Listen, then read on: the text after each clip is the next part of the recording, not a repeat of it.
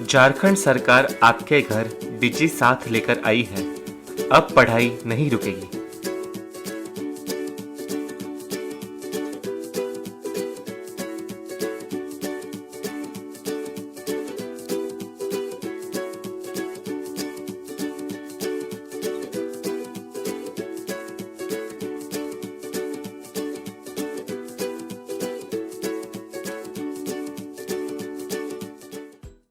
Hello बच्चों, झारखंड सरकार के डिजी साथ प्रोग्राम में आप सभी का स्वागत है। आज का प्रोग्राम शुरू करने से पहले मैं बता दूं कि आप सभी अपना कॉपी और कलम लेकर के जरूर बैठें। आइए देखते हैं कि आज हम क्या पढ़ेंगे। आज हम कक्षा 6 में विज्ञान का पहला पाठ भोजन सभी के लिए से शुरुआत करेंगे। उसके बाद हम कक्षा 7 में पौधों में पोषण के बारे में पढ़ेंगे। उसके बाद कक्षा 8 में हम कोशिका यानी कि सेल के बारे में पढ़ेंगे। उसके बाद हम कक्षा 9 में गति के बारे में पढ़ेंगे और उसके बाद हम कक्षा 11वीं में भौतिक जगत, मात्रक और मापन यानी कि physical world, units and measurement के बारे में पढ़ेंगे। एक बार फिर से मैं याद दिला दूं बच्चों कि आप सभी अपना कॉपी और कलम जरूर लेकर के बैठें। तो चलिए शुरू करते हैं आज के प्रोग्राम को। नमस्कार दोस्तों, आज जो हम अध्याय करने जा रहे हैं उसका नाम है भोजन सभी के लिए। आज हम इस अध्याय का पहला भाग करेंगे। चलिए देखते हैं कि इस पहले भाग में हम क्या जानने। इस भाग में हम जानेंगे खाद्य पदार्थ के बारे में और हम जानेंगे कि खाद्य पदार्थ के स्रोत क्या क्या हैं। तो सबसे पहले तो बात ये आती है कि आखिर खाद्य पदार्थ क्या होते हैं, ये किस प्रकार बनते हैं और इनसे लाभ क्या होता है। दरअसल ये जो सवाल है, ये सभी सवाल के जवाब इस अध्याय के आखिरी तक आपको समझ आ जाएंगे। फिर भी इसे थोड़ा समझने के लिए इस क्रियाकलाप को देखते हैं। आप इसे अपने दोस्तों के साथ भी कर सकते हैं। आपको कुछ नहीं करना, आपको एक सारणी बनानी है जिसमें एक तरफ आप अपने दोस्त का नाम लिखेंगे और दूसरी तरफ आपको लिखना है कि उन्होंने पूरे दिन में क्या क्या खाना खाया है। तो जो खाना उन्होंने खाया होगा वो आप लिखेंगे दाईं तरफ और उनका नाम आप लिखेंगे बाईं तरफ। अब इसके बाद क्या करना है? इसके बाद आपको करना है कि आपको जो खाद्य पदार्थ हैं उनकी सूची बनानी है, जिसमें एक तरफ खाद्य पदार्थ होंगे, जैसे कि हो सकता है आपके दोस्त ने रोटी खाई हो या फिर रोटी के साथ कुछ तो होगा, सब्जी होगी या दाल होगी, हो सकता है वो चावल लेके आए हो। तो एक तरफ वो लिखना है और दूसरी तरफ आपको लिखना है कि उसे बनाने के लिए कच्ची सामग्री क्या क्या लगती है। जैसे यहाँ पर एक उदाहरण दिया हुआ है, रोटी को बनाने के लिए आटा लगता है और जल लगता है। वहीं दाल की बात करें तो दाल के लिए क्या लगता है? दाल के लिए एक तो कच्ची दाल चाहिए, साथ में जल चाहिए, उसमें नमक भी डालना पड़ता है, तेल भी लगता है, घी भी डलते हैं और मसाले भी डलते हैं क्योंकि दाल अच्छी बनानी है। अब चावल की बात करें तो उसमें सिर्फ कच्चे चावल और जल से काम चल जाता है क्योंकि चावल को तो सिर्फ उबालना होता है। तो ये एक काम है जो आप कर सकते हैं, जरूर करिएगा। पर इसे करने का फायदा क्या है? इससे हमें पता क्या चल रहा है? दरअसल इससे हमें पता चल रहा है कि जो खाद्य पदार्थ होते हैं वो अलग अलग सामग्रियों से मिलकर बने होते हैं। जैसे जितने भी खाद्य पदार्थ होते हैं उनको बनाने के लिए हमें काफी सारी चीजें चाहिए होती हैं। उदाहरण के लिए आप उदाहरण ले सकते हैं चावल का। चावल बनाने के लिए हमें चावल चाहिए होता है और साथ में जल चाहिए होता है। चलिए एक और उदाहरण लेते हैं। जब हम सब्जी बनाते हैं तो सब्जी बनाने के लिए हमें कच्ची सब्जियां चाहिए होती हैं। पहले उन्हें काटते हैं, फिर उसमें नमक डालते हैं, उसमें हमें मसाले भी डालने होते हैं, लाल मिर्च मसाला, हल्दी, अदरक, लहसुन इत्यादि, और उसके अंदर हम तेल डालते हैं। इन सबको मिलाने के बाद हमारे पास एक स्वादिष्ट सी सब्जी बनती है। तो आप देख सकते हैं कि इसमें कितनी सारी चीजों की जरूरत है। अब इसके बाद क्या करना है? खाद्य पदार्थ तो हमें पता चल गया कि अलग अलग तरीके से बनते हैं, परंतु क्या आप जानते हैं कि इनके जो स्रोत होते हैं वो भी बहुत भिन्न भिन्न होते हैं। उदाहरण के लिए जो दाल है और जो चावल है वो हमें पौधों से मिलते हैं। दरअसल हमारे खाद्य पदार्थ के बहुत सारी चीजें जो हैं वो हमें पौधों से ही मिलती हैं, परंतु सब पौधों से नहीं मिलता। उदाहरण के लिए अगर हम शहद की बात करें तो शहद मधुमक्खियों से प्राप्त होता है। अब जो मधुमक्खियां हैं वो शहद कैसे बनाती हैं? दरअसल जो मधुमक्खियां हैं वो शहद को फूलों के रस से बनाती हैं।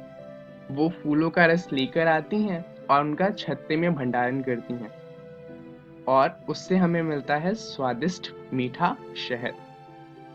इसके अलावा अगर हम उदाहरण लें तो हम एक और उदाहरण ले सकते हैं दूध का। दूध हमें गाय से मिलता है, पौधों से नहीं मिलता।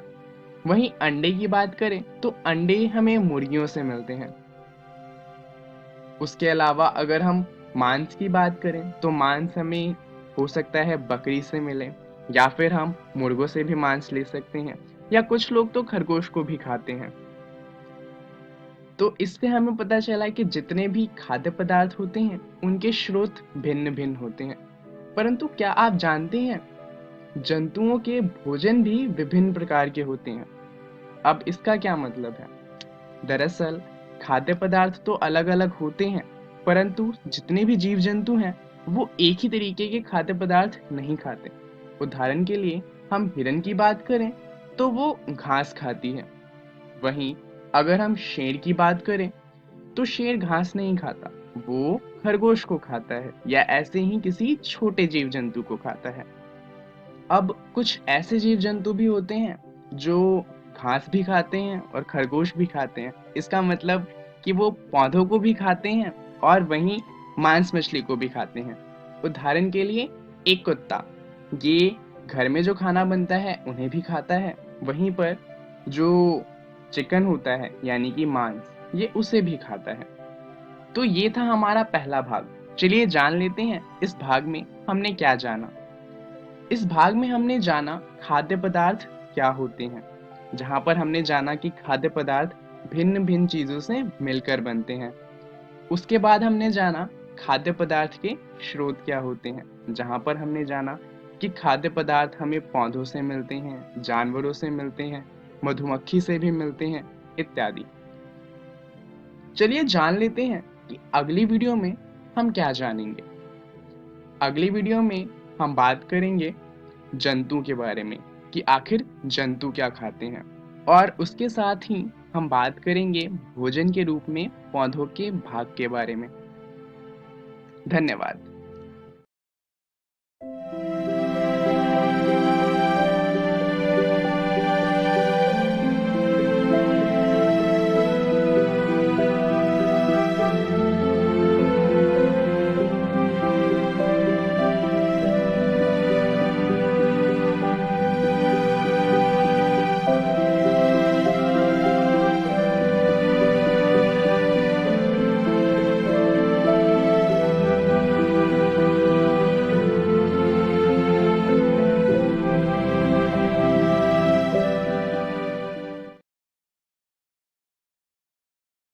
नमस्कार दोस्तों, आज हम एक नया अध्याय शुरू करने जा रहे हैं जिसका नाम है पौधों में पोषण।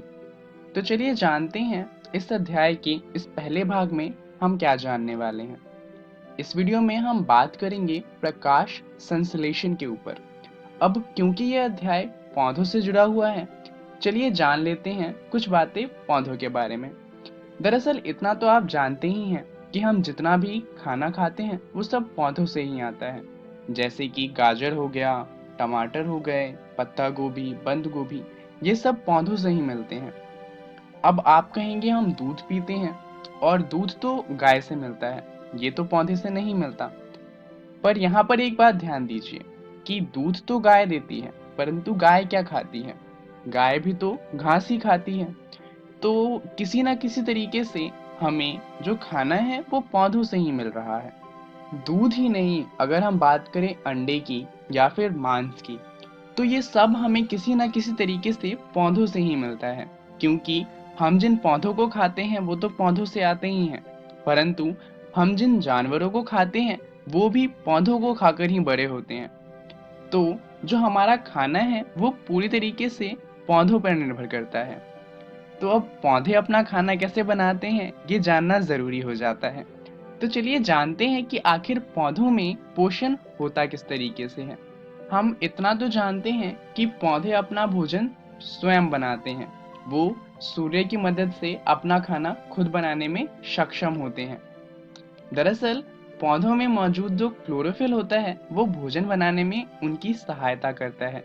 अब ये क्लोरोफिल क्या है, चलिए जान लेते हैं। जो पत्तियां होती हैं उनमें हरे रंग का एक वर्णक होता है, यानी कि पिगमेंट होता है, जिसे क्लोरोफिल कहा जाता है। दरअसल ये जो क्लोरोफिल होता है ये हरे रंग का होता है, और जब पत्तियों का हरा रंग हमें दिखता है वो इन्हीं की वजह से दिखता है। तो क्लोरोफिल क्या होता है ये तो हमने जान लिया, और हमें ये भी पता है कि क्लोरोफिल की मदद से पौधे अपना खाना खुद बनाते हैं। चलिए जानते हैं कि आखिर ये कैसे होता है। दरअसल पौधों द्वारा भोजन बनाने और ऑक्सीजन को छोड़ने की जो प्रक्रिया है उसे कहा जाता है प्रकाश संश्लेषण। यहाँ पर जो पौधे होते हैं वो प्रकाश संश्लेषण की मदद से अपना खाना बनाते हैं। तो चलिए जानते हैं प्रकाश संश्लेषण को कि आखिर इसके लिए क्या क्या जरूरी होता है। तो प्रकाश संश्लेषण के लिए जो चीजें जरूरी हैं वो हैं सबसे पहले क्लोरोफिल। जैसा कि हमने अभी अभी जाना कि क्लोरोफिल जो सूर्य की रोशनी है उसकी मदद से खाना बनाता है, तो वो तो जरूरी होगा ही। दूसरा होता है कार्बन डाइऑक्साइड। पौधों को कार्बन डाइऑक्साइड चाहिए होता है अपना खाना बनाने के लिए। तीसरा है जल एवं खनिज, और चौथा है सूर्य का प्रकाश। ये चारों चीजें जब पौधे को मिल जाती हैं तो वो अपना खाना खुद से बना सकता है। चलिए जानते हैं कि आखिर वो ये किस तरीके से लेता है। इसे समझने के लिए आइए प्रकाश संश्लेषण के समीकरण को देखते हैं। प्रकाश संश्लेषण का समीकरण कहता है कि कार्बन डाइऑक्साइड जो कि पौधों को वायु से मिलता है में जब जल मिल जाए जो पौधों को मिट्टी से मिलता है, तो क्लोरोफिल की मदद से जो पौधे होते हैं वो बनाते हैं कार्बोहाइड्रेट। ये पौधों का भोजन होता है जो पौधे अपने आप को बड़ा करने के लिए और अपने खाने पीने के लिए इस्तेमाल करते हैं। और साथ में हमें मिलता है ऑक्सीजन, जो कि पौधे क्या करते हैं वायुमंडल में छोड़ देते हैं। अब ये ऑक्सीजन जो होता है वो हम सांस लेने के लिए इस्तेमाल करते हैं।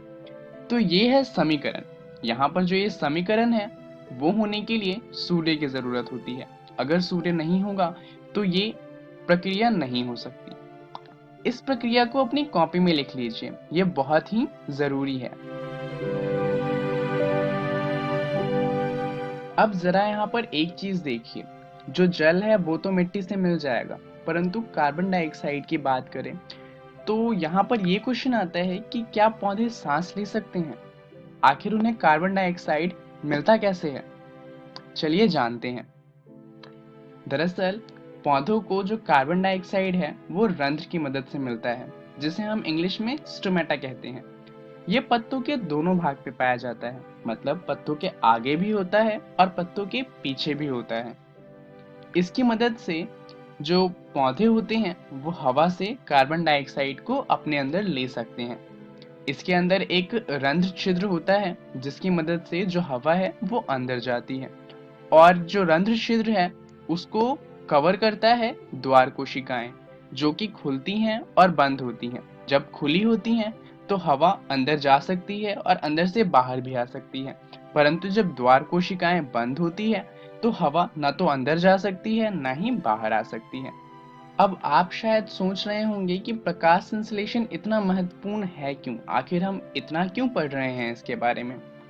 दरअसल जितने भी जीव हैं उन सभी जीवों के भोजन तथा ऑक्सीजन की पूर्ति के लिए प्रकाश संश्लेषण की जरूरत होती है। जितने भी जीव इस धरती पर हैं वो अपने भोजन के लिए पौधों पर निर्भर होते हैं, और पौधे खाना बनाने के लिए प्रकाश संश्लेषण पर। वहीं पौधों का दूसरा काम होता है कार्बन डाइऑक्साइड और ऑक्सीजन के संतुलन को बनाए रखना। अब जरा सोचिए कि पृथ्वी पर अगर एक भी पेड़ नहीं होता तो क्या होता। हम जितनी भी ऑक्सीजन होती उसे ले लेते और वो कार्बन डाइऑक्साइड में बदल जाती। और एक समय ऐसा आता जब पृथ्वी पर ऑक्सीजन की इतनी कमी हो जाती कि जीवन असंभव हो जाता। तो हम समझ सकते हैं कि आखिर प्रकाश संश्लेषण कितना ज़्यादा महत्वपूर्ण है। अब आपने देखा होगा कि कुछ ऐसे पौधे होते हैं जिनकी पत्तियां हरे रंग की नहीं होती। तो इसका मतलब क्या है? क्या इनके अंदर क्लोरोफिल नहीं होता? और क्लोरोफिल नहीं होता तो क्या इसके अंदर प्रकाश संश्लेषण भी नहीं होगा? दरअसल जो अन्य वर्ण की ऐसी पत्तियां होती हैं, इनमें भी क्लोरोफिल पाया जाता है और इनके अंदर प्रकाश संश्लेषण भी होता है। बस इनके जो कलर होते हैं वो अलग होते हैं, क्योंकि इनके अंदर क्लोरोफिल कम होता है और इस वजह से पत्तियां हरी नहीं दिखती। आपने देखा होगा कि तालाब के आसपास जो पत्थर होते हैं उन पे भी हरे रंग की काई जम जाती है, या फिर जो नदियां होती हैं और छोटे छोटे तालाब होते हैं उन पे हरी रंग की एक परत होती है। दरअसल इन्हें शैवाल कहा जाता है और इनमें भी क्लोरोफिल पाया जाता है और इसीलिए ये भी अपना खाना खुद बना सकते हैं। चलिए जानते हैं इस वीडियो में हमने क्या सीखा। हमने जाना प्रकाश संश्लेषण के बारे में कि आखिर प्रकाश संश्लेषण क्या होता है और ये इतना महत्वपूर्ण क्यों है। चलिए जानते हैं अगली वीडियो में हम क्या जानेंगे। हम बात करेंगे स्वपोषण तथा विषम पोषण के बारे में और हम जानेंगे विषम पोषण में पोषणों के प्रकार के बारे में। धन्यवाद।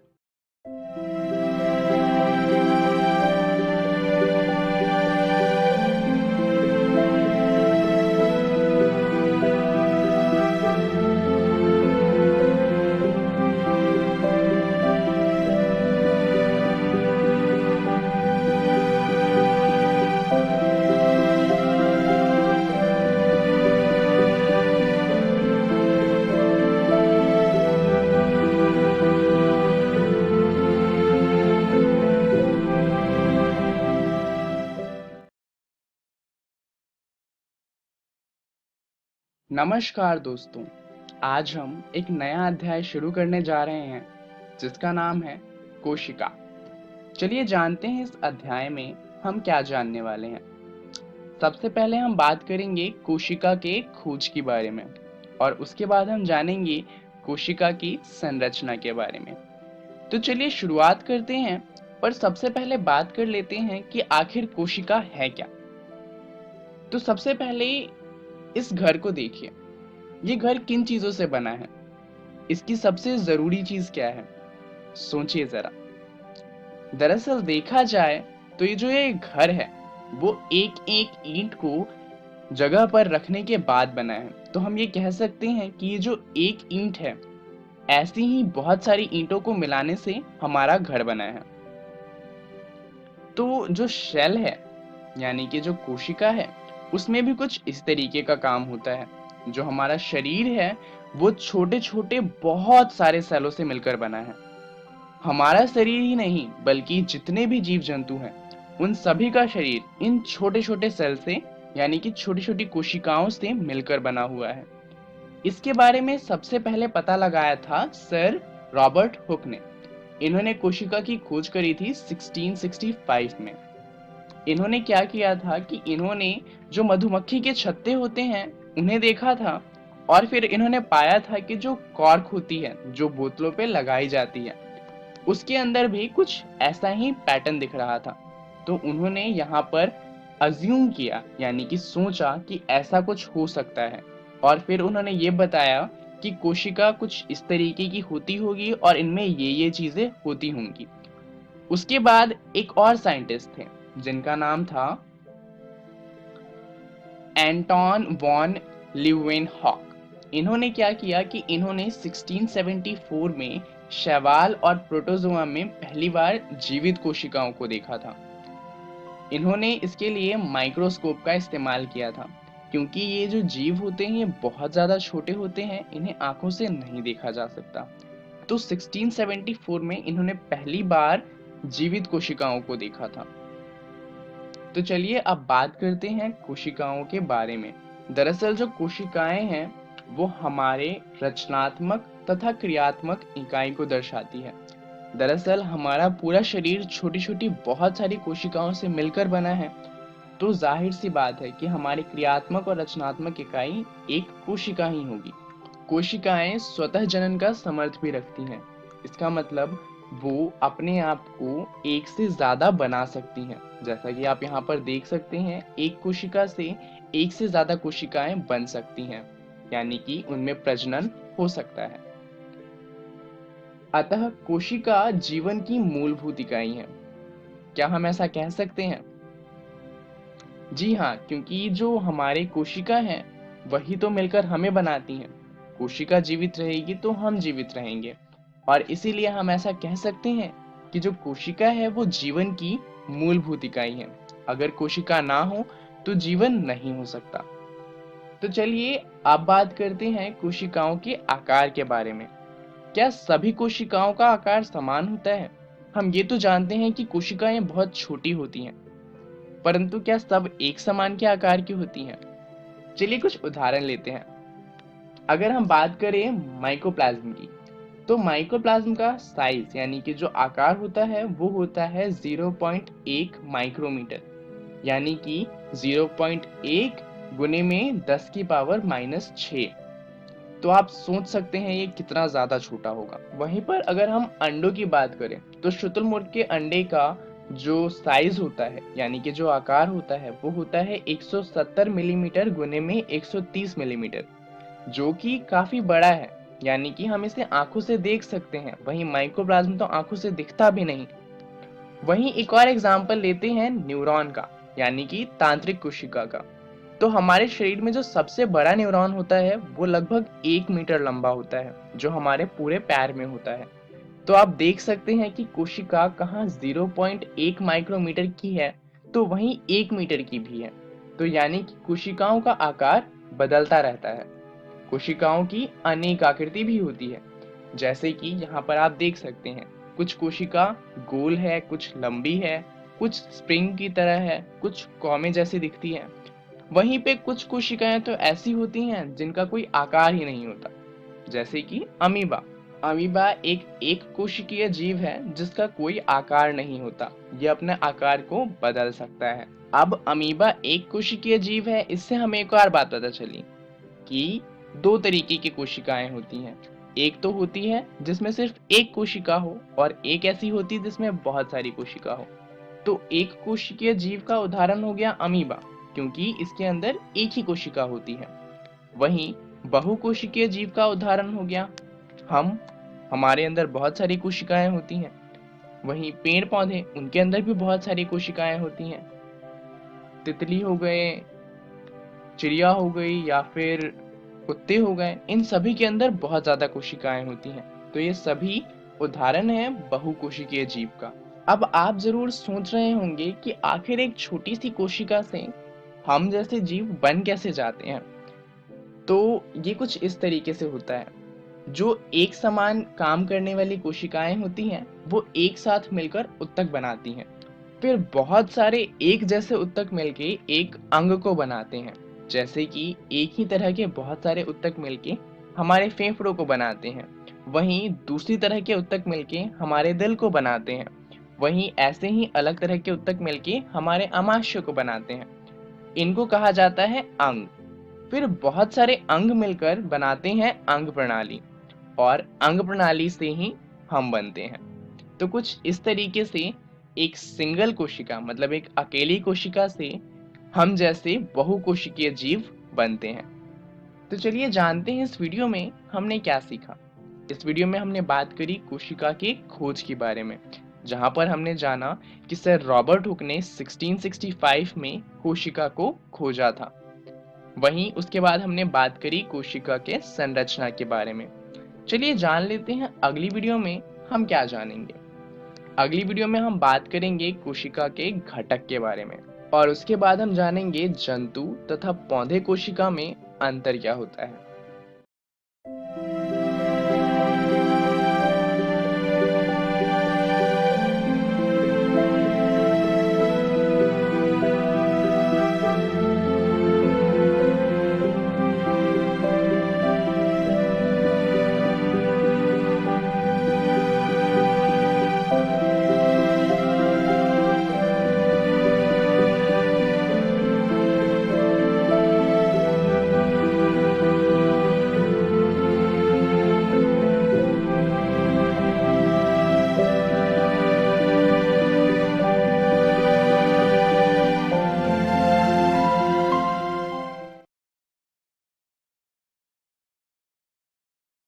हेलो फ्रेंड्स, आज हम गति के बारे में पढ़ेंगे, जिसको हम मोशन भी कहते हैं।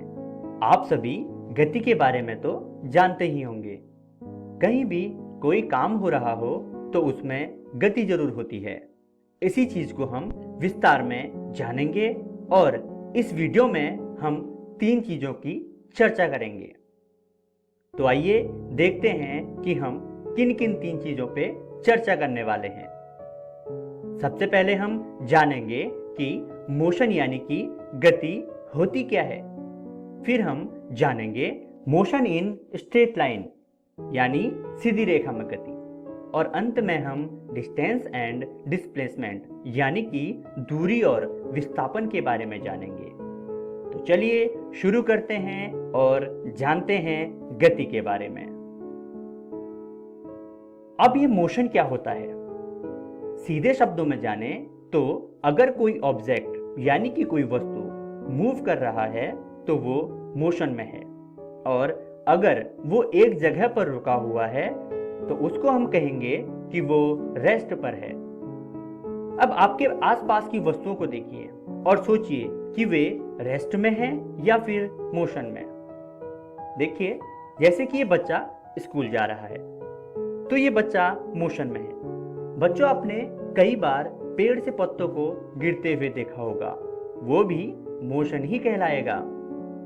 यानी कि कोई भी वस्तु जो हिल रही हो मोशन में कहलाती है, और कोई भी वस्तु जो स्थिर अवस्था में हो वो रेस्ट में कहलाती है। अब हम मोशन इन स्ट्रेट लाइन को समझ लेते हैं। सीधे शब्दों में कहें तो अगर कोई वस्तु जैसे कि एक कार सीधी रोड पर चल रही है तो इस टाइप के मोशन को मोशन इन स्ट्रेट लाइन कहते हैं। इसलिए जब किसी वस्तु की स्थिति संदर्भ या समय के फ्रेम के संबंध में बदलती है तब हम उसे गति में कहते हैं। उदाहरण के लिए, जब हम ट्रेन में बैठे होते हैं तो ट्रेन के संदर्भ में तो हम स्थिर अवस्था में होते हैं, लेकिन जमीन के संदर्भ में हम गति में होते हैं। यानी कि अगर हम चलते ट्रेन में ही हैं तो ट्रेन में बैठा आदमी हमें स्थिर दिखेगा, लेकिन अगर हम जमीन पर खड़े हैं तो चलते ट्रेन में बैठा आदमी हमें गति में दिखेगा। आइए अब हम बात कर लेते हैं कि दूरी और विस्थापन यानी कि डिस्टेंस और डिस्प्लेसमेंट क्या होता है। अब जरा यहां देखिए, ये बस एक जगह ए से चलकर अपनी दूसरी जगह बी पर जा रही है। अब ये अपने रास्ते में कई बार अपनी दिशा बदल रही है, तो जो लंबाई बस ने अपनी इस रास्ते में कवर की उसे हम डिस्टेंस यानी कि दूरी कहेंगे। अब मान लेते हैं कि ये बस एक दूसरे रोड से जा रही है जो कि डेस्टिनेशन ए से बी तक सबसे छोटी दूरी में पहुंचेगी। अब ये स्ट्रेट रोड ए और बी के बीच में, जिसमें कि एक दिशा में वस्तु मूव कर रहा हो और वो भी सबसे छोटी दूरी में, तो उसे हम डिस्प्लेसमेंट यानी कि विस्थापन कहेंगे। चलिए एक और उदाहरण देखते हैं। मान लीजिए कि आप अपने घर से सुबह चलते हैं अपने स्कूल के लिए, जो कि 4 किलोमीटर दूरी पर है, लेकिन स्कूल पहुंचने के लिए आपको काफी घूम के जाना पड़ता है और वो रास्ता 7 किलोमीटर का पड़ जाता है। तो जरा सोचिए और बताइए कि आपके घर से स्कूल तक की दूरी कितनी होगी और घर से स्कूल तक का विस्थापन क्या होगा। ये सवाल आप लोग नोट कर लीजिए और घर से सोच के आइएगा। हम इस जवाब की चर्चा अगली वीडियो में करेंगे। तो आज की इस वीडियो में हमने motion in a straight line, distance and displacement को पढ़ा। आशा करता हूं आपको यह सब समझ में आया होगा। तो मिलते हैं अगली वीडियो में। धन्यवाद।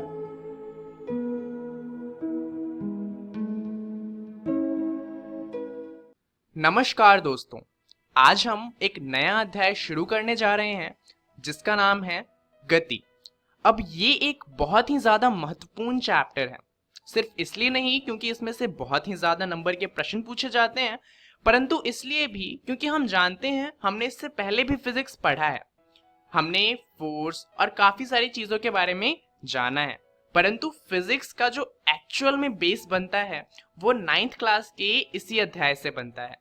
तो फिजिक्स जो वास्तव में शुरू होगी वो अभी के बाद शुरू होगी, और इसीलिए ये जो चैप्टर है ये बहुत ही ज्यादा इंपॉर्टेंट हो जाता है, क्योंकि हमारी एक्चुअल फिजिक्स इस अध्याय से शुरू होती है। तो चलिए इसी बात पर जानते हैं कि इस वीडियो में हम क्या जानने वाले हैं।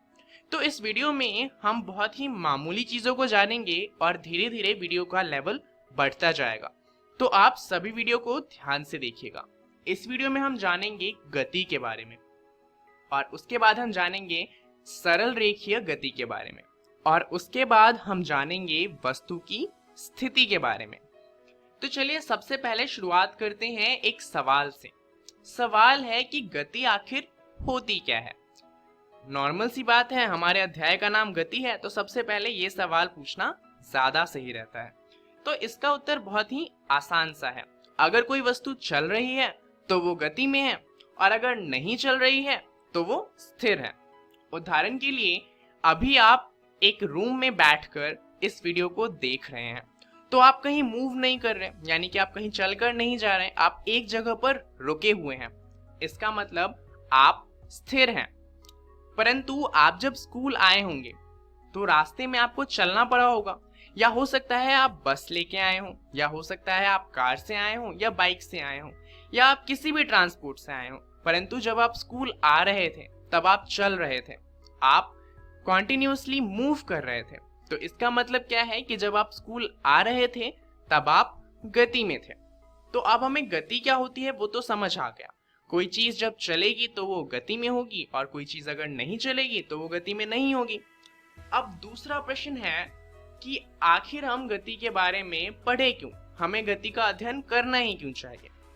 तो अब सबसे जरूरी बात ये होती है कि जब हम किसी चीज को पढ़ रहे होते हैं तो हमें ये जान लेना चाहिए कि उसे पढ़ना जरूरी क्यों है, आखिर उसे पढ़ने से हमें कोई फायदा होगा भी या नहीं होगा। तो अब गति को पढ़ने से हमें फायदा क्या हो सकता है। दरअसल गति को हमें इसलिए पढ़ना चाहिए क्योंकि गति हर जगह है। अब आप सोचेंगे कि गति हर जगह थोड़ी होती होगी, जहां पे कोई चीज चल रही होती होगी सिर्फ वहीं तो होती होगी, पर यही तो बात है। दरअसल इस वर्ल्ड में जितनी भी चीजें हैं ऑलमोस्ट सारी चीजें मूव करती रहती हैं। चलिए बहुत सारे उदाहरण ले लेते हैं। उदाहरण के लिए अगर हम सोलर सिस्टम की बात करें तो यहाँ पर क्या होता है, सूर्य हमारा बीच में होता है और बाकी सारे ग्रह क्या करते हैं, उसके आसपास चक्कर लगाते हैं। तो यानी कि वो सूर्य के आसपास गति कर रहे हैं। सूर्य की छोड़िए, चलिए अर्थ की बात करते हैं। तो अर्थ में क्या होता है, जो हमारा चांद है यानी कि मून, वो अर्थ के चारों ओर चक्कर लगाता है और हर 24 घंटे में एक चक्कर पूरा करता है। सिर्फ मून ही नहीं, अर्थ जो है वो खुद एक तो सूर्य के चक्कर लगा रही है और एक खुद की जगह पर ही एक दिन में पूरा घूम जाती है। तो अर्थ भी हमारी गति में है और हमारा चांद भी गति में है। इसके अलावा जो पानी होता है, समुद्रों में जो लहरें आती हैं वो भी गति में होती हैं। उसके अलावा जो हवाएं चलती हैं वो हवाएं भी तो गति में होती हैं, और हवाओं के चलने से क्या होता है, जो पेड़ पत्ते होते हैं वो भी मूव करते हैं, तो उनमें भी गति आ जाती है। इसके अलावा जितने भी ट्रांसपोर्ट हैं हमारे, जितने भी वाहन हैं, जैसे कि रेलवे हो गया, हवाई जहाज हो गए, हमारी साइकिल हो गई, बाइक हो गया, कार हो गया, ये सब मूव करते हैं। अब इसके अलावा हमारे घर में जो पंखा है वो मूव करता है। यहाँ तक कि जो हम घड़ी पहनते हैं उसके अंदर जो कांटे होते हैं वो भी मूव करते रहते हैं। अब इसे देखिए, ये एक दीवार है। अब आप सोचेंगे यहाँ पर तो कोई गति होती ही नहीं होगी, परंतु आपने जो पहला चैप्टर पढ़ा होगा मैटर के बारे में, यानी कि हमारे आसपास के तत्व के बारे में, तो उसमें आपने जाना होगा कि सभी चीजें छोटे छोटे कणों से मिलकर बनती है और वो कण हमेशा गतिशील होते हैं। यानी कि ये दीवार तो मूव नहीं कर रही, परंतु उस दीवार के जो छोटे छोटे कण होंगे वो आपस में कॉन्टिन्यूसली मूव कर रहे होंगे। तो दीवार तो रुकी हुई है परंतु उसके अंदर भी गति हो रही है। तो आप देख सकते हैं कि गति हर जगह पे है, इसलिए इसे पढ़ना जरूरी हो जाता है। तो चलिए शुरुआत करते हैं बहुत ही आसान तरह की गति को पढ़ते हुए, जो कि है सरल रेखीय गति। अब सरल रेखीय गति सबसे सरल प्रकार की गति होती है, और इसमें होता क्या है कि एक सीधी रेखा में जितने भी गति होंगे हम सिर्फ उनका अध्ययन करेंगे। उदाहरण के लिए अगर कोई ऐसा रास्ता है तो हम इसकी गति को नहीं करेंगे, क्योंकि इसकी गति पढ़ना बहुत ही ज्यादा कठिन हो जाता है और अभी तो हम शुरुआत ही कर रहे हैं। तो इस अध्याय में हम सिर्फ सरल रेखीय गति की बात करेंगे। तो अब तक हमने क्या किया, हमने गति क्या होती है वो समझ लिया और हमें सरल रेखीय गति पढ़ना है ये जान लिया। अब गति को समझने के लिए कुछ चीजें होती हैं, हमें उन्हें पहले समझना पड़ेगा। जैसे कि पहला होता है वस्तु की स्थिति। तो अब वस्तु क्या होता है और उसकी स्थिति क्या होती है, हमें ये समझना है। तो वस्तु की स्थिति किसी वस्तु का स्थान दर्शाती है। यानी कि मान लीजिए आपका घर है और आपके चाचा आपके घर पे घूमने आने वाले हैं, परंतु दिक्कत ये है कि उन्हें आपका घर कहाँ पे है ये पता ही नहीं है। तो अब क्या होगा, वो आपसे पूछेंगे कि बेटा बताना आपका घर कहाँ पे है। अब मान लीजिए आप बोलते हैं उन्हें कि चाचा जी मेरा जो घर है ना वो 5 किलोमीटर दूर है। तो क्या चाचा जी आपके घर पे आ सकते हैं? वो पहले सोचेंगे 5 किलोमीटर दूर है, फिर सोचेंगे कहाँ पे जाना है 5 किलोमीटर और कंफ्यूज होके आपको फिर फोन मिला देंगे, क्योंकि आपको बताना पड़ेगा ना कि आपका घर 5 किलोमीटर दूर कहाँ से है। रेलवे स्टेशन से 5 किलोमीटर दूर है, या फिर हवाई अड्डे से 5 किलोमीटर दूर है, या फिर हो सकता है कोई फेमस मार्केट हो वहां से 5 किलोमीटर दूर हो। अब आपके चाचा को सपने तो आएंगे नहीं कि वो कहाँ से दूर है, तो वो आपसे फिर फोन मिलाएंगे और पूछेंगे कि बेटा 5 किलोमीटर दूर तो है, परंतु ये बता दो कि कहाँ से 5 किलोमीटर दूर है। अब मान लीजिए आप बताते हैं कि चाचा जी हमारा जो घर है ना वो हवाई अड्डे से 5 किलोमीटर दूर है। तो अब चाचा जी को पता चल गया कि हवाई अड्डे से 5 किलोमीटर दूर जाना है, परंतु उन्हें अभी भी ये नहीं पता कि किस डायरेक्शन में जाना है। हवाई अड्डे से तो वो किसी भी तरफ 5 किलोमीटर दूर जा सकते हैं, जरूरी थोड़ी है कि आपके घर की तरफ ही आए। हो सकता है वो इस तरफ चले जाएं, हो सकता है नीचे की तरफ चले जाएंगे, हो सकता है कि आपका घर जिस तरफ है उससे पीछे की तरफ 5 किलोमीटर चले जाएं। तो ये इन्फॉर्मेशन जो है ये भी पूरी नहीं है। तो अब आपको क्या बताना पड़ेगा कि 5 किलोमीटर दूर तो है बट कहाँ से है। तो चाचा जी आपको फिर से फोन करेंगे, बेटा मुझे समझ नहीं आ रहा रास्ता कहाँ है, जरा ढंग से बता दो। और इस बार आप क्या करते हैं, आप उन्हें बताते हैं कि उत्तर दिशा में 5 किलोमीटर आगे आपको आना है और आपका घर आ जाएगा। अब चाचा जी क्या करेंगे, वो हवाई अड्डे पे उतरेंगे, वहां से उत्तर दिशा की ओर घूमेंगे और वहां से 5 किलोमीटर आगे आ जाएंगे और आपके घर पे पहुंच जाएंगे। अब इस कहानी को आपको अच्छा लगा हो या ना लगा हो, यहाँ पे हमें दो चीजों का पता जरूर चल जाता है। ये दो चीजें क्या हैं, चलिए देखते हैं। पहला तो हमें पता चलता है कि किसी वस्तु की स्थिति को बताने के लिए हमें एक निर्देशक बिंदु की आवश्यकता होती है। जैसे कि हमने उदाहरण लिया था हवाई अड्डे का, इसे कहा जाता है मूल बिंदु, जहां से भी हम किसी भी चीज का स्थान बताते हैं। दूसरा हमें चाहिए होता है दिशा की समझ, कि आखिर जो हमारा निर्देशक बिंदु है उससे जो हमारा एक्चुअल स्थान है वो किस दिशा में है। तो इन दो चीजों से हम किसी भी वस्तु की स्थिति को बता सकते हैं। चलिए इसे ज्यादा अच्छे से समझने के लिए एक और उदाहरण लेते हैं, और क्योंकि आजकल क्रिकेट चल रहा है तो क्रिकेट का उदाहरण लेते हैं। अब मान लीजिए क्या है कि क्रिकेट का मैदान है और आप गए हैं अपने दोस्त के साथ क्रिकेट देखने, और वहां पे आपका दोस्त बताता है कि वो देख विराट कोहली खड़ा है। अब आप उससे पूछते हो कि कहाँ पे खड़ा है, तो वो आपको बताते कि अरे वो देख वो 2 मीटर दूर खड़ा है। आप तो कंफ्यूज हो जाएंगे, आखिर 2 मीटर कहाँ से दूर खड़ा है। हो सकता है कि जो 2 मीटर दूर खड़ा है वो क्रिकेट के बैटिंग साइड से हो, या फिर हो सकता है कि वो पवेलियन की तरफ से 2 मीटर दूर खड़ा हो। तो आप उससे बड़े प्यार से पूछेंगे, भाई मेरे को नहीं पता कहाँ से 2 मीटर दूर खड़ा है, तो मेरे को बता दे कि कहाँ से 2 मीटर दूर खड़ा है। अब आपका दोस्त क्या करता है, वो आपको बताता है कि जो विराट कोहली है वो बल्लेबाजी क्रीज से 2 मीटर की दूरी पे खड़ा है। तो अब ये जो लाइन है जो पवेलियन की तरफ है वो तो नहीं रहेगी, क्योंकि हमें पता है वो पवेलियन से 2 मीटर दूर नहीं है, वो बल्लेबाजी क्रीज से 2 मीटर दूर है। परंतु यहाँ पर भी बल्लेबाजी क्रीज से 2 मीटर तो किसी भी तरफ हो सकता है। तो आपके दोस्त को आपको बताना पड़ेगा कि वो इस डायरेक्शन में बल्लेबाजी क्रीज से दूर खड़ा है, तब आपको पता चलेगा कि आखिर विराट कोहली खड़ा कहाँ पे है। तो इस तरीके से हम किसी भी वस्तु की स्थिति को बता सकते हैं। चलिए अब आते हैं वापस से हमारे सरल रेखीय गति पे। तो आखिर ये सरल रेखीय गति होता क्या है। अब आपने मैथ्स में पढ़ा होगा संख्या रेखा के बारे में। दरअसल जो हमारी सरल रेखीय गति है हम उसे संख्या रेखा पर दर्शा सकते हैं। यहाँ पर एक पॉइंट होगा जिसे हम 0 मीटर कहेंगे, इसे हम कहते हैं मूल बिंदु।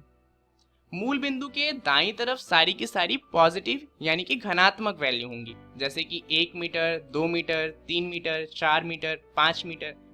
और मूल बिंदु के पीछे की तरफ या फिर ये कह लीजिए कि बाईं ओर सारी की सारी ऋणात्मक वैल्यू होंगी, जैसे कि -1 मीटर, -2 मीटर।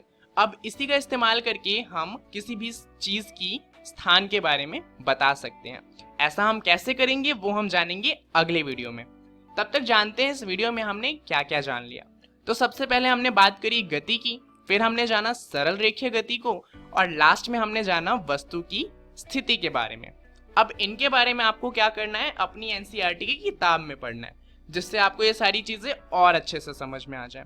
तो आपको पढ़ना क्या क्या है, आपको एनसीईआरटी की किताब में गति का अध्याय खोलना है और उसके अंदर गति का वर्णन पढ़ना है और सरल रेखीय गति पढ़ना है। अगले वीडियो में हम बात करेंगे सरल रेखीय गति के बारे में और अच्छे से।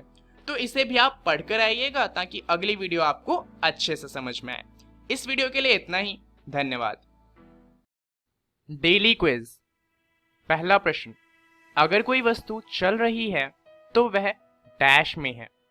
ऑप्शन ए गति में, ऑप्शन बी स्थिरता, ऑप्शन सी त्वरण में, और ऑप्शन डी इनमें से कोई नहीं।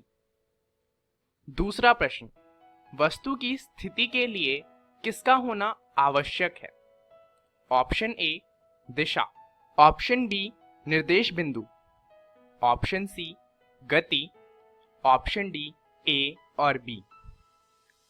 प्रश्न 3, निर्देश बिंदु को और क्या कहा जाता है।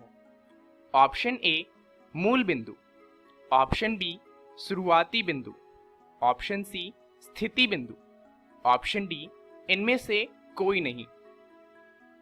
चौथा प्रश्न, इनमें से कौन सा गति का उदाहरण नहीं है। ऑप्शन ए चलती हुई कार, ऑप्शन बी पृथ्वी, ऑप्शन सी दीवार, ऑप्शन डी दीवार के कण। प्रश्न 5, वस्तु की स्थिति किसी वस्तु का डैश दर्शाती है। ऑप्शन ए दिशा, ऑप्शन बी निर्देश बिंदु, ऑप्शन सी स्थान, ऑप्शन डी इनमें से कोई नहीं। सही उत्तर क्वेश्चन 1 का ए, क्वेश्चन 2 का डी, क्वेश्चन 3 का ए, क्वेश्चन 4 सी, क्वेश्चन 5 सी।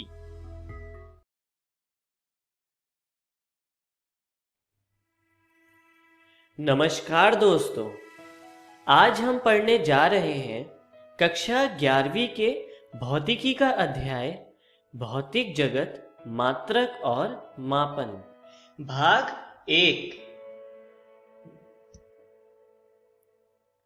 तो वीडियो शुरू करने से पहले आइए एक बार नजर डालते हैं कि आज की वीडियो में हम क्या क्या पढ़ने वाले हैं। सबसे पहले हम शुरू करेंगे प्रकृति में मूल बल, उसके बाद हम पढ़ेंगे भौतिक नियमों की प्रकृति, तथा सबसे अंत में हम पढ़ेंगे मात्रक और मापन का परिचय। तो चलिए शुरू करते हैं और देखते हैं भौतिकी और भौतिक दुनिया से। मनुष्य की जिज्ञासा विज्ञान के प्रति आदिकाल से रही है। उसका कारण यह है कि मनुष्य हमेशा से भौतिक गतिविधियों से घिरा रहा है। जैसा कि आप भी बचपन से ही आकाश में सितारों को देखकर जिज्ञासुक रहते थे, या फिर आपके मन में अपने पर्यावरण को देखकर तरह तरह के प्रश्न उत्पन्न होते थे, जैसे कि दिन और रात क्यों होते हैं, तारे हमेशा रात में ही क्यों चमकते हैं, या फिर इंद्रधनुष केवल वर्षा ऋतु में ही क्यों बनता है। इस तरह के प्रश्न हमेशा से मानव के मन में आते रहे हैं और उसकी इस जिज्ञासा से वह हमेशा भौतिक गतिविधियों की कड़ी से कड़ी जोड़कर अपने प्रश्नों का हल ढूंढता रहा है, और इस तरह भौतिक विज्ञान की दुनिया में प्रगति होती रही है। चलिए इसके आधार पर भौतिक विज्ञान की परिभाषा को समझने की कोशिश करते हैं। भौतिक गतिविधियों का सुव्यवस्थित ढंग से अध्ययन करके उनके निष्कर्ष तथा आधार पर भविष्य की संभावना करने को ही भौतिक विज्ञान कहते हैं। चलिए अब हम आगे बढ़ते हैं और प्रकृति में मूल बल के बारे में पढ़ते हैं। आपने न्यूटन के गति के नियम पढ़े ही होंगे, जिसमें दूसरे नियम में बल के बारे में जानकारी मिलती है, जिसमें न्यूटन ने बताया था कि बल का मान द्रव्यमान तथा त्वरण के गुणनफल के बराबर होता है। लेकिन आज हम बल के वर्गीकरण के बारे में पढ़ेंगे, जो इस तरह से है, जिसमें पहला है गुरुत्वाकर्षण बल यानी ग्रेविटेशनल फोर्स, दूसरा है विद्युत चुंबकीय बल यानी इलेक्ट्रोमैग्नेटिक फोर्स, तीसरा है प्रबल नाभिकीय बल यानी स्ट्रॉन्ग न्यूक्लियर फोर्स, तथा चौथा है दुर्लभ नाभिकीय बल मतलब वीक न्यूक्लियर फोर्स। तो चलिए आगे बढ़ते हैं और गुरुत्वाकर्षण बल से शुरू करते हैं। पिंडों के बीच उनके द्रव्यमान के कारण उत्पन्न होने वाले बल को गुरुत्वाकर्षण बल कहते हैं। और इसी बल के कारण सभी ग्रह सूर्य का तथा सभी उपग्रह ग्रहों का चक्कर लगाते हैं तथा हम सभी लोग पृथ्वी पर खड़े हो पाते हैं, क्योंकि पृथ्वी गुरुत्वाकर्षण बल के ही कारण हमें अपनी ओर आकर्षित करती है। चलिए आगे बढ़ते हैं और विद्युत चुंबकीय बल के बारे में पढ़ते हैं। पिंडों के बीच उनके आवेश के कारण उत्पन्न होने वाले बल को विद्युत चुंबकीय बल कहते हैं। इसी बल के कारण इलेक्ट्रॉन नाभिक के चारों ओर गति करते हैं तथा अपनी कक्षा से बाहर नहीं जाते हैं, क्योंकि इलेक्ट्रॉन तथा नाभिक के बीच एक अट्रैक्शन फोर्स काम करता है, जो कि विद्युत चुंबकीय बल ही है। चलिए अब हम आगे बढ़ते हैं और प्रबल नाभिकीय बल को समझते हैं। प्रबल नाभिकीय बल को स्ट्रॉन्ग न्यूक्लियर फोर्स भी कहा जाता है। नाभिक के भीतर प्रोटॉन प्रोटॉन, न्यूट्रॉन न्यूट्रॉन तथा प्रोटॉन न्यूट्रॉन के मध्य लगने वाले शक्तिशाली आकर्षण बल को प्रबल नाभिकीय बल कहते हैं। यह बल बाकी सभी बलों की तुलना में सबसे ज्यादा शक्तिशाली होता है। जैसा कि चित्र में दिखाया गया है कि प्रोटॉन तथा न्यूट्रॉन आपस में एक शक्तिशाली बल से एक दूसरे से बंधे हुए हैं और नाभिक का निर्माण कर रहे हैं। चलिए हम आगे बढ़ते हैं और दुर्लभ नाभिकीय बल को पढ़ते हैं। दुर्लभ नाभिकीय बल को वीक न्यूक्लियर फोर्स भी कहते हैं। यह बहुत कम समय अंतराल वाले मूल कणों के बीच में लगने वाला बल है। अर्थात कुछ कण इस प्रकार के होते हैं जिनका समय अंतराल बहुत कम होता है, और उन कणों के बीच लगने वाले बल को दुर्लभ नाभिकीय बल कहते हैं, जैसा कि चित्र में दिखाया गया है। चलिए अब हम आगे बढ़ते हैं और भौतिक नियमों की प्रकृति को समझते हैं। इसके लिए हम पढ़ते हैं संरक्षण का नियम।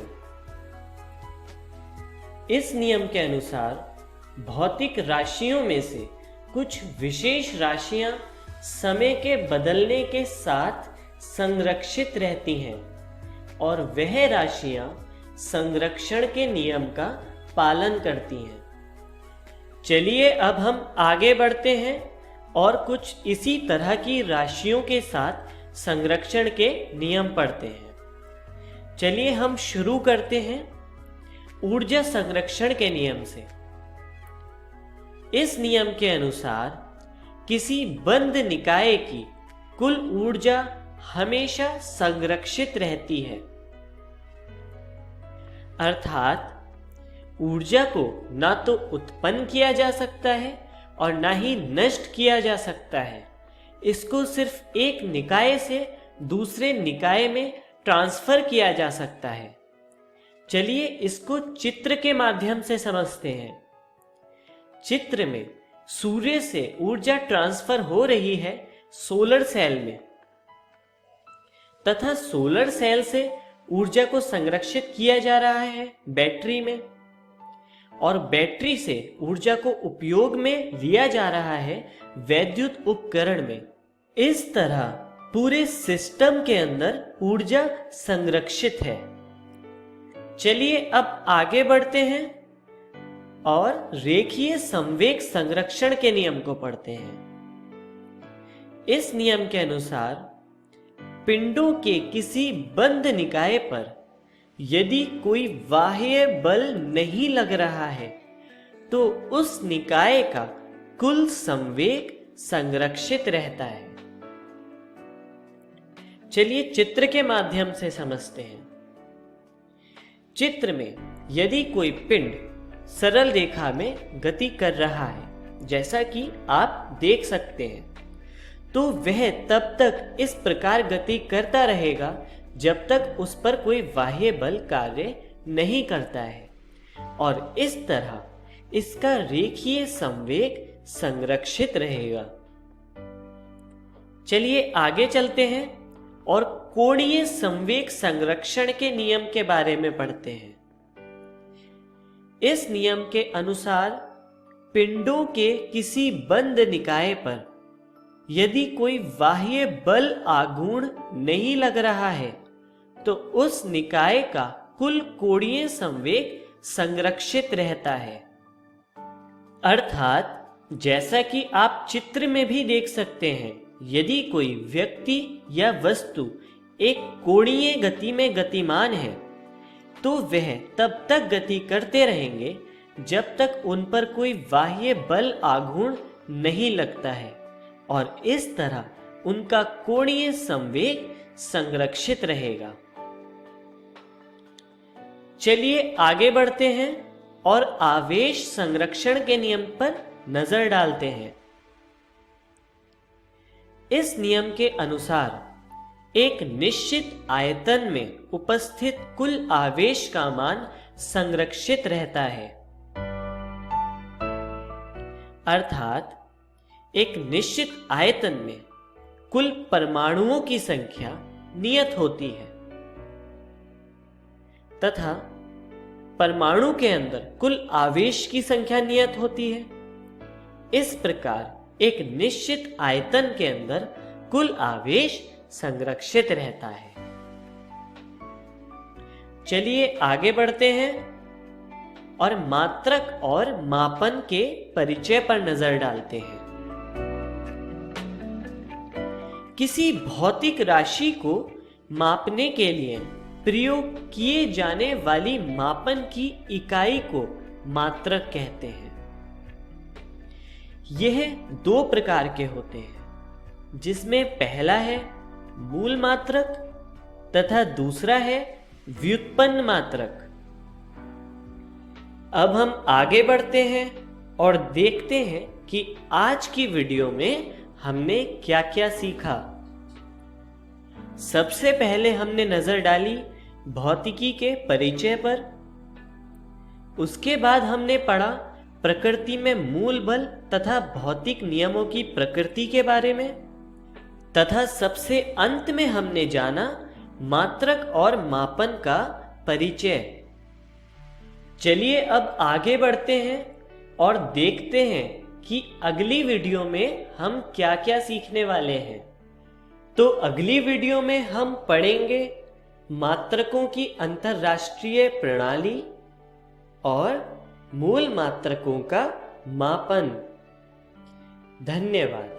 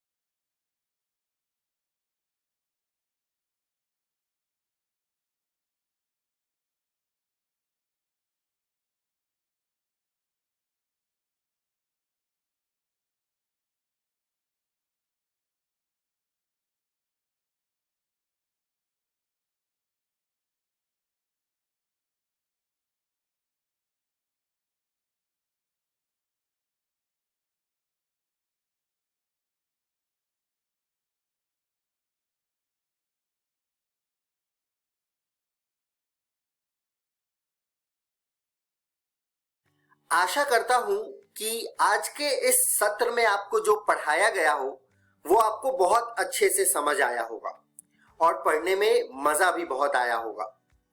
एक नजर डाल लेते हैं कि आज हमने क्या पढ़ा। आज हमने कक्षा 6 में भोजन सभी के लिए के बारे में जाना। उसके बाद हमने कक्षा 7 में पौधों में पोषण के पाठ को पढ़ा। उसके बाद कक्षा 8 में कोशिका पाठ के बारे में जाना। उसके बाद कक्षा 9 में गति पाठ को पढ़ा और सबसे आखिरी में हमने कक्षा 11 में मात्रक और मापन यानी कि यूनिट्स एंड मेजरमेंट के बारे में पढ़ा। आशा करता हूं कि ये जो पढ़ाया गया पाठ है वह आपको समझ आया होगा। देखते हैं कि कल हम इस सत्र में क्या पढ़ेंगे। कल हम पढ़ेंगे कक्षा 6 में सामाजिक विज्ञान में हमारा समाज विविधता से भरा पाठ की शुरुआत करेंगे। इसके बाद हम कक्षा 7 में लोकतंत्र पाठ की शुरुआत करेंगे। उसके बाद कक्षा 8 में भारतीय संविधान के बारे में जानेंगे। उसके बाद कक्षा 9 में पालमपुर गांव की कहानी देखेंगे कि क्या थी पालमपुर गांव की कहानी। उसके बाद कक्षा 11वीं में रसायन विज्ञान की कुछ मूल अवधारणाओं के बारे में जानेंगे। केमिस्ट्री का part basic concepts of chemistry के बारे में जानेंगे। एक आवश्यक सूचना कि आप अगर इस वीडियो को दोबारा देखना चाहते हैं तो ठीक 3 बजे YouTube पर इकोवेशन के चैनल पर देख सकते हैं। इस एपिसोड को दोबारा देखने के लिए या फिर अपने दोस्तों को भी दिखाने के लिए YouTube पर Digi7 इकोवेशन सर्च करें और आप Digi7 इकोवेशन सर्च करके इस वीडियो तक पहुंच सकते हैं। बाय बाय बच्चों। झारखंड सरकार रोज आपके लिए शिक्षण सामग्री लाएगी। अब पढ़ाई नहीं रुकेगी। यदि आपको कोई प्रश्न है तो कृपया इस टोल फ्री नंबर पर कॉल करें 1800-572-8585 या हमें ईमेल करें। धन्यवाद।